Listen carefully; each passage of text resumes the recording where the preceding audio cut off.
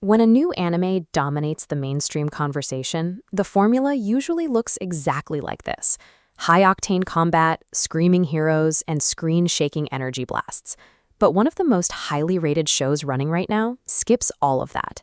Instead, its premise revolves around a kidnapped girl doing laundry and washing floors inside a royal palace. This chart shows Indian anime audience awareness. 62% haven't watched it, yet it won Best Main Character, beating massive action hits. Community ratings hit an 80% perfection score. This gap between acclaim and awareness comes from one choice: zero traditional action scenes. A massive portion of the audience is filtering out a show with near-perfect ratings simply because the premise sounds like a daily chore, creating a significant blind spot. That leaves you with a very practical dilemma. You must decide if committing to a 48-episode series is worth your time when it actively avoids the standard entertainment hooks you expect. To answer that, we need to step away from universal hype and use a scenario match framework.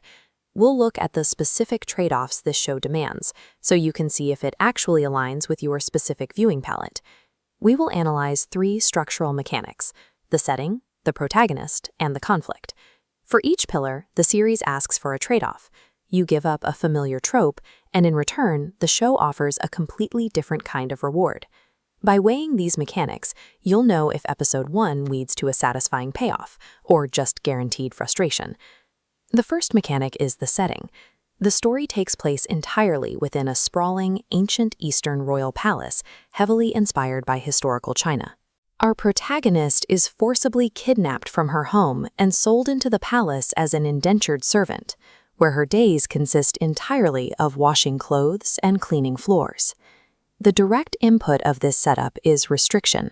You aren't traveling across a vast fantasy map. The entire narrative is boxed into the strict social hierarchies of the inner court.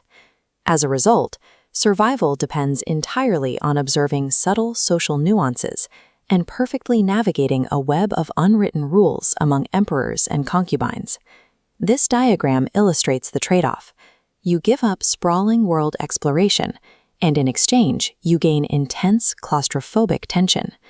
In a setting this restrictive, speaking out of turn or making a minor mistake during a daily chore carries immediate, often fatal consequences. That constant social pressure completely replaces the threat level you'd normally get from physical monsters or superpowered villains. By demanding your strict attention to who holds power in any given room, the show successfully makes you feel the terrifying, isolating weight of those palace walls. That brings us to the second mechanic, the protagonist, Mao Mao. She is deeply pragmatic, obsessed with testing poisons on herself. Her goal? Stay out of trouble. She has absolutely no desire to save the world. She doesn't want to gain political power, and she certainly doesn't want to become anyone's hero. Because of this, conflict resolution never involves physical combat. Instead, she survives by relying strictly on her deductive reasoning, a deep understanding of chemistry, and identifying rare toxins. The trade-off here is straightforward. You lose those hype-inducing mid-battle power-up scenes. In return, you get grounded, intellectually earned victories where the pieces of a mystery click together. This creates a sharp contrast against the heavily stereotyped, high-pitched, helpless female characters that often saturate mainstream media. Mao Mao lacks any of that forced cuteness. When she reacts to the absurd politics around her, it feels like a completely genuine, cynical human response. Her hyper-pragmatic nature provides relief for viewers fatigued by standard anime tropes, which directly explains why she took home the Best Main Character award. The final evaluation mechanic is the overarching narrative structure and the specific pacing required to get through 48 episodes. Throughout its first season, the series relies heavily on a procedural incident of the week format, focusing on minor palace events that initially seem isolated. This quadrant chart visualizes how the show's structure operates. Because the early incidents seem small, it requires immense patience from the viewer to track the specific physical details and social slips hidden in those events. Notice how the narrative stakes stay relatively low across the entire first season. We can label this phase high attention required. But moving into season 2, that line spikes dramatically upward. All those minor details from the first half suddenly connect, pulling the characters into high-stakes political warfare between kings. The trade-off is clear. Impatient viewers will find the start repetitive and drop the show early. Attentive viewers, however, get a story that builds momentum as the true scope of the palace's danger reveals itself. Because you spend so much time slowly getting to know these characters in low-stakes situations, it creates genuine dread once they are finally placed in real, inescapable danger. The pacing forces a choice. You spend hours observing the quiet details of the inner court, but that time is exactly what makes the sudden shift toward danger feel earned and high stakes.